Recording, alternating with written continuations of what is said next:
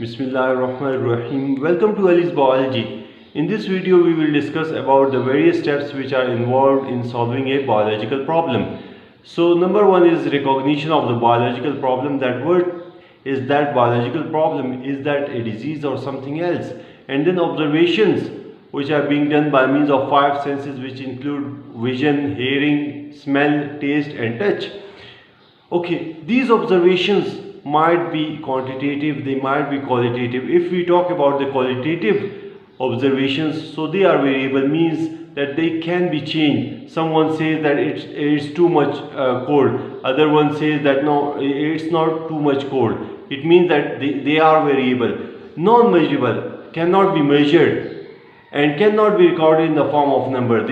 We can say if someone says that it's too much cold, the other one says no, it's not too much cold. So these are such, we can say, observations cannot be recorded in the form of numbers. But if we say the observations, the quantitative observations, so these are invariable, means they cannot be changed. For example, if we say that the temperature today is 40 degrees C, so that will remain 40 degrees C, that will not be get changed. So these are measurable. 40 degrees C, we have measured that the temperature is 40 degrees C, so it has been measured and can be recorded in the form of numbers.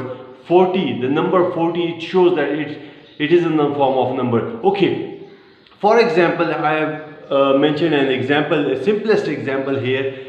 If we talk about the qualitative observations, so freezing point of water is colder than boiling point, we know that. Okay, freezing point of water is 0 degrees C. Now this 0, it shows the number, so it can be measured. So and invariable, this cannot be changed. The freezing point of water will remain as such forever.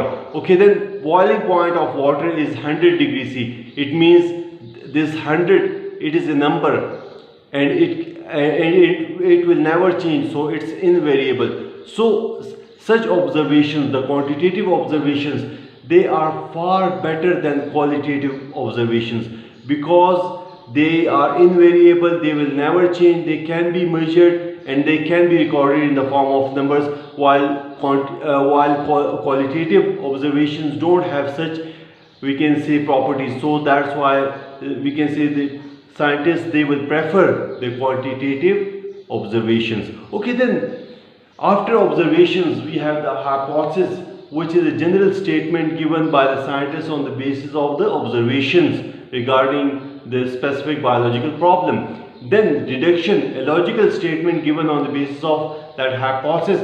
Here if and then logic will be used. We will study that later on with the specific example of malaria, that how hypothesis it is being built and how the deduction it is being utilized there on the basis of that hypothesis. Okay, then experimentation. Experiments will be performed in order to prove whether the hypothesis is true or it's false. Okay, then result summarization. Okay, whatever the results they are being obtained through the experiments, they are being built in the proper short form, in the form of graphs, tables, that even the other scientists, if they we can say by a single look, they can recognize that what the graphs or the tables they show. Okay, then reporting the results.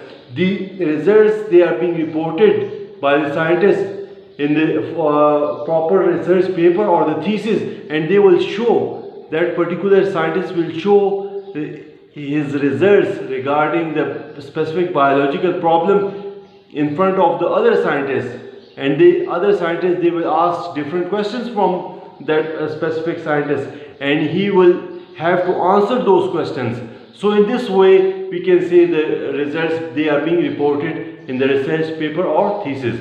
I hope so that you understand. Thank you very much.